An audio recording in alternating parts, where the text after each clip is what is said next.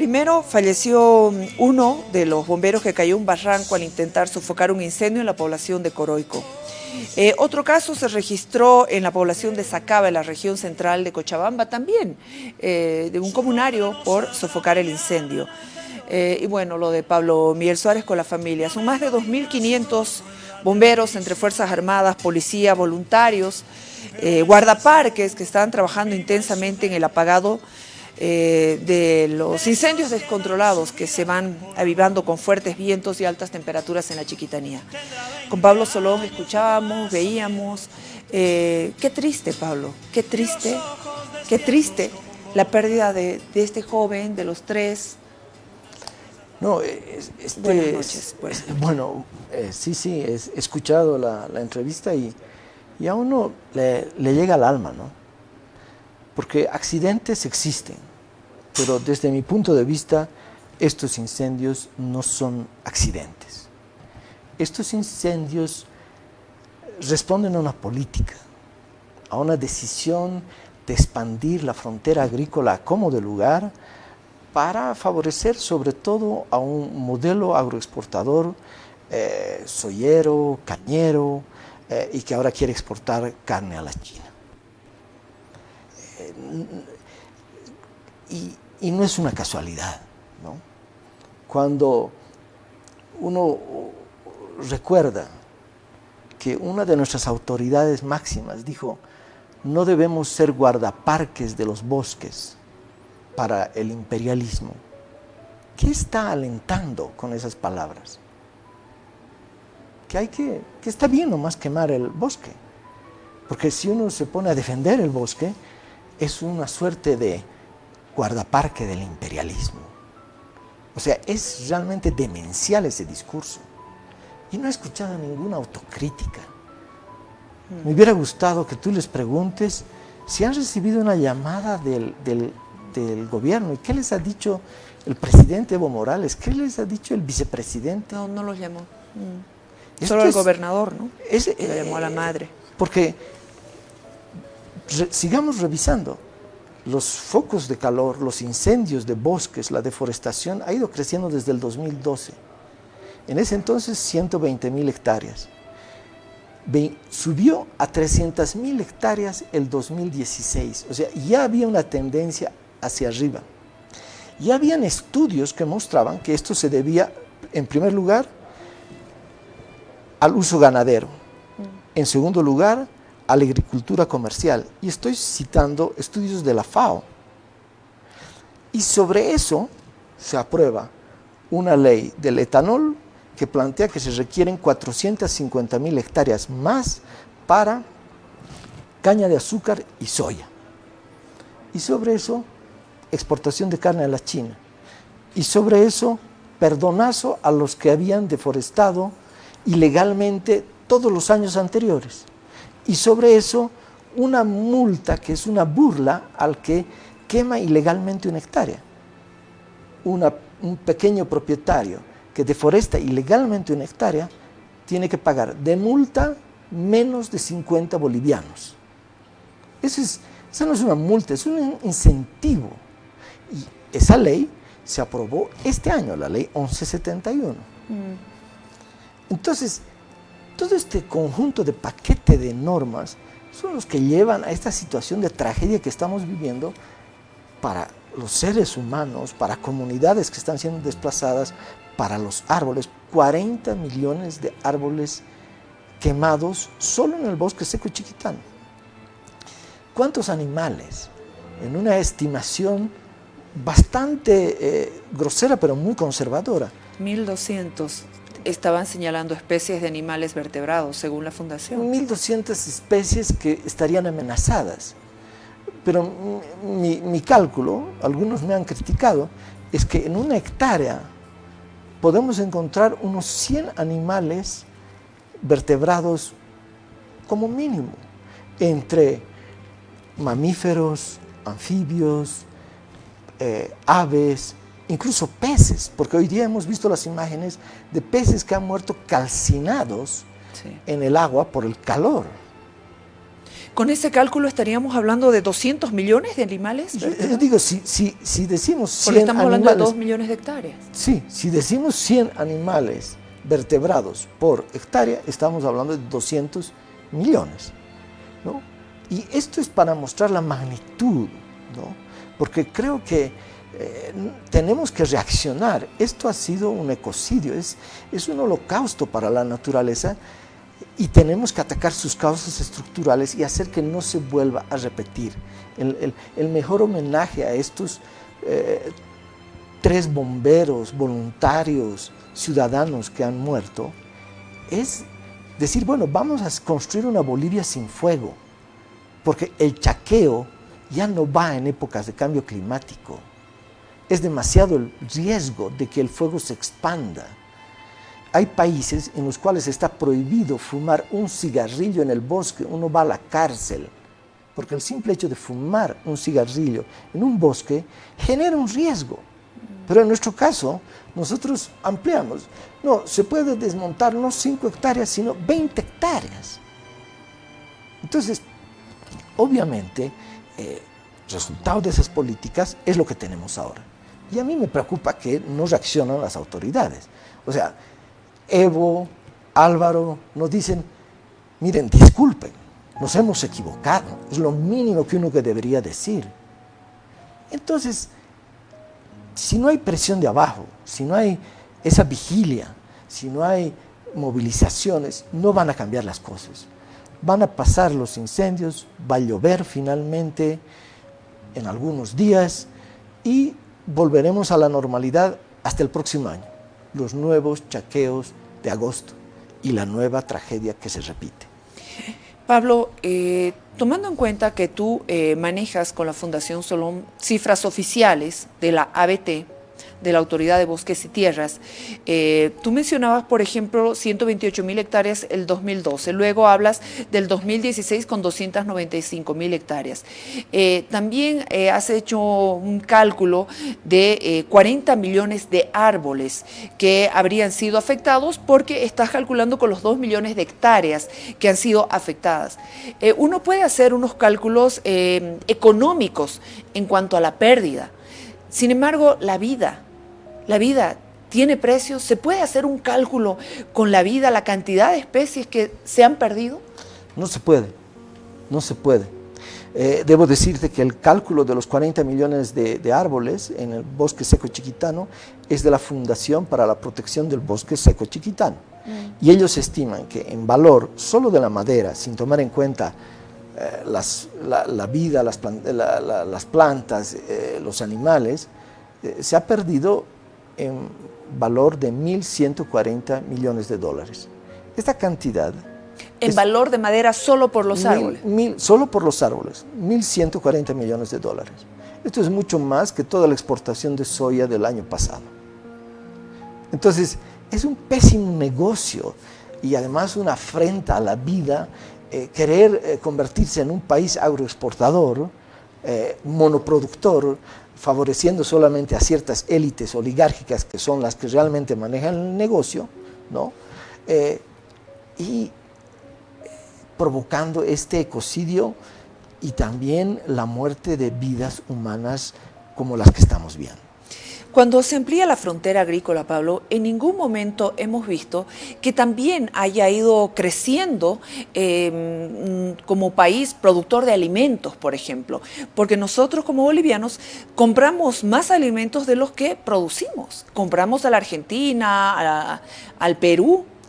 Bueno, precisamente un dato muy interesante que plantea Enrique Ormachea, también en base a datos oficiales, es que si bien la producción de alimentos ha ido creciendo, su crecimiento ha sido bastante moderado, muy leve, pero la deforestación, por los datos de la ABT, de 120.000 a 300.000 el 2016, y ahora estaríamos hablando de más de 500.000 hectáreas de bosque, estamos hablando de que se ha cuadruplicado, mientras la producción agrícola apenas ha aumentado entre un 10-20% en este periodo.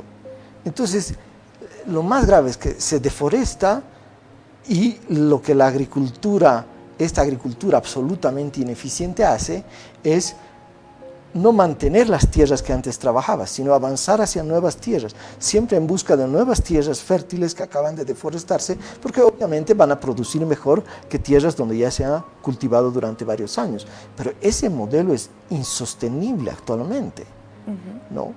Entonces, yo creo que tenemos que ser radicales. Creo que si no somos radicales ahora, no podremos ser radicales nunca más. Toda la normativa los acompaña, toda la normativa está prácticamente al servicio de esto. Toda la normativa, y lo malo es que aquí la ley del etanol se aprobó por unanimidad en el Parlamento. La ley 1171, opositores, oficialistas, todos los... Sí, sí. La ley de 1171 para el control racional de quemas, que es esta ley de las bajas multas ridículas, también por unanimidad. Entonces, los perdonazos también por unanimidad. Entonces, hay un problema en el sistema político, es un problema del gobierno, pero el gobierno en alianza con la oposición y en alianza con este sector agroempresarial e industrial, pues aprueban estas normas que son ecocidas. Entonces, si no hay una presión desde abajo, esto no lo vamos a cambiar. Yo estoy muy preocupado, creo que no los partidos políticos, revisado sus programas, no plantean una crítica al modelo del agronegocio, que es el que insufla esta situación. Y esto es fundamental, ¿no? Y creo que ahora hemos entrado en una fase todavía más peligrosa, porque como no se quiere mostrar dónde está el problema, entonces los del agronegocio, la oligarquía, dicen son los colonos.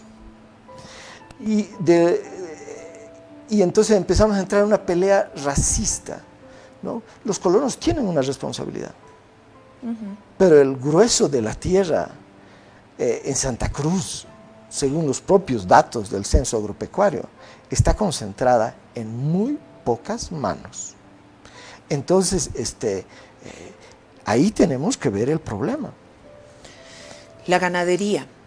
La ganadería es la que más ha provocado este tipo de situaciones, según la ABT. Según los datos de la ABT, datos también que hay de la FAO, de otros estudios, la mayoría de los fuegos se producen en tierras de uso ganadero. La FAO dice es la expansión de la frontera agrícola para pastos lo que más está, para pastos, para el ganado, lo que más está provocando estas quemas. Entonces, no se trata de decir no hay que exportar carne. Podemos exportar carne, pero tenemos que exportarla con una lógica distinta, no a la China en grandes cantidades, sino carne ecológica, que causa poco daño, poco impacto a los bosques y al medio ambiente, y que uno la vende más caro a nichos en Europa, donde hay consumidores que están totalmente dispuestos a pagar más por un kilo de carne, con la seguridad de que ese kilo de carne no está provocando esta tragedia que estamos viendo.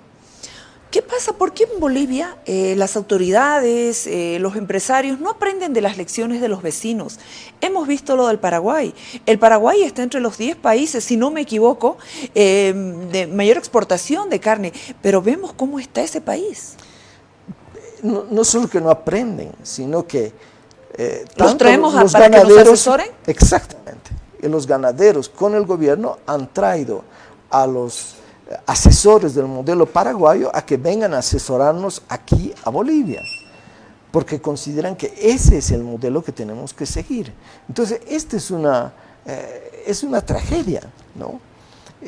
Yo creo que lo que ha ocurrido ahora no tiene nada que ver con lo que fue el planteamiento original cuando empezó el gobierno de Evo Morales. Ahí uno lee, el plan era salir del modelo del agronegocio y apostar más bien por una Bolivia ecológica. Pero ¿qué de ecológico tiene Bolivia hoy día? O sea, ¿qué? Si es lo más antiecológico que puede haber, quemar más de 2 millones de hectáreas, de pastos, de bosques. ¿Cuál es la propuesta? ¿Qué se le puede decir al gobierno? Si bien no declaran desastre nacional, no piden ayuda internacional, ¿de alguna manera le llegarán las ideas sobre las propuestas para poder evitar tragedias o catástrofes como esta? Yo creo que el gobierno sabe lo que tiene que hacer, pero no quiere romper su alianza con el agronegocio, porque sabe que lo que tiene que hacer es abrogar este paquete de leyes, frenar la exportación de carne a la China, tiene que revertir la ley del etanol y tiene que decir, bueno, ahora discutamos un nuevo modelo agrícola en Bolivia porque este modelo nos lleva al suicidio, ¿no? Eso tiene que hacerlo, pero no lo hace, ¿por qué? Porque tiene las elecciones. Quiere ganarse la simpatía. Esto todo lo hizo por ganarse la simpatía de la oligarquía de Santa Cruz, ¿no? Ahora el gobierno maneja esto en términos político-electorales y no en términos de la vida tanto humana como de la naturaleza. Entonces tiene que haber una presión desde la sociedad, ¿no? Por eso es que la próxima semana se va a inaugurar, no solo en Bolivia, sino a nivel mundial, se va a dar la más grande movilización mundial en la historia por el tema del clima. Precisamente es esta imagen la que queremos compartir con ustedes, la movilización mundial por el clima. El 20 de septiembre tenemos y luego el 27 de septiembre, Pablo.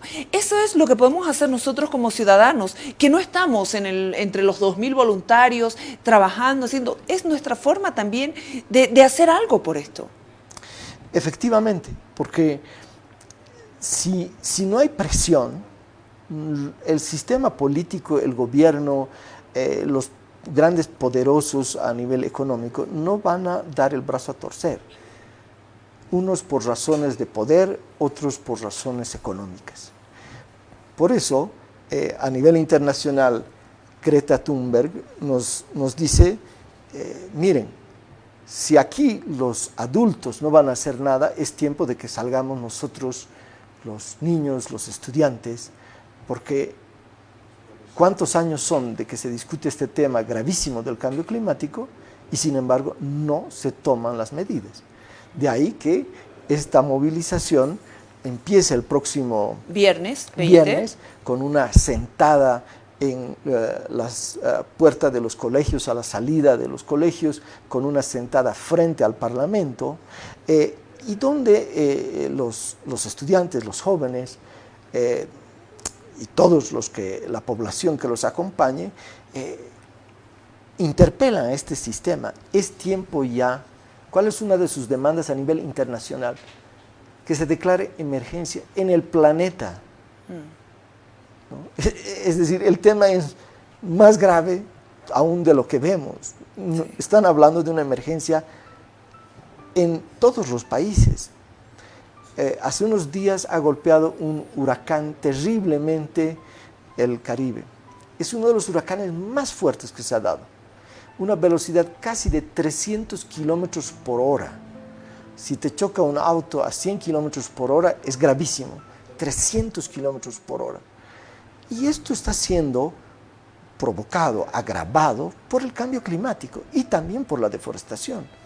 Entonces, es tiempo ya de que reaccionemos y tomemos medidas en serio por este tema. Gracias, Pablo, por habernos acompañado. Gracias por tu trabajo, por tu investigación. Gracias por la Fundación Solón. El 27 la concentración será en el atrio de la Universidad Mayor de San Andrés. Y bueno, estaremos todos, durante toda la semana estaremos con esta convocatoria, Pablo.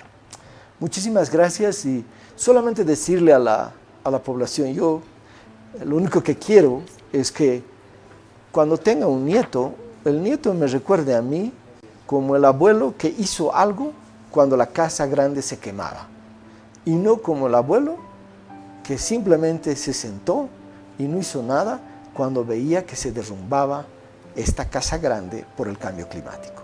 Podemos hacer algo, nosotros debemos hacerlo. Gracias, Pablo Solón. Nos vamos a ir a la pausa. Por favor, según datos de la Fundación Solón y la Fundación de Conservación del Bosque Chiquitano, en el incendio de la Chiquitanía habitan más de 1.200 especies de animales, entre ellas 50 de anfibios, 78 reptiles, 700 de aves, 124 de mamíferos, 300 de peces. Según los datos, como hemos podido conversar con Pablo Solón, estaríamos hablando de afectados como 200 millones de animales vertebrados en el incendio de la Chiquitanía. Algunos llegaron a un refugio, pero la mayoría quedó así. Por favor, con ustedes esta imagen y nos vamos a la pausa. María Elena Walsh, poeta argentina. Tantas veces me mataron, tantas veces me morí, sin embargo estoy aquí resucitando.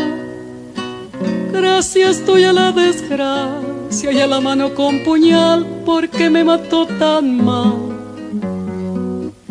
Y seguí cantando, cantando al sol como la cigarra, después de un año bajo la tierra, igual que sobreviviente que vuelve de la guerra.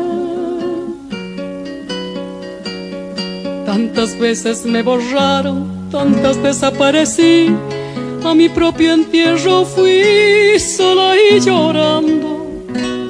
Hice un nudo en el pañuelo, pero me olvidé después que no era la única vez. Y seguí cantando,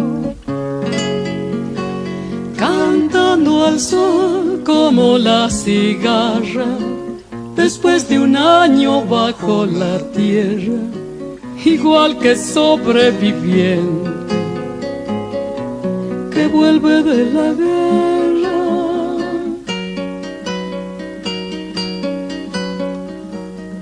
Tantas veces te mataron, tantas resucitarás, cuántas noches pasarás desesperando, y a la hora del naufragio y la de la oscuridad alguien te rescatará para ir cantando, cantando al sol como la cigarra, después de un año bajo la tierra, igual que sobreviviente que vuelve de la guerra.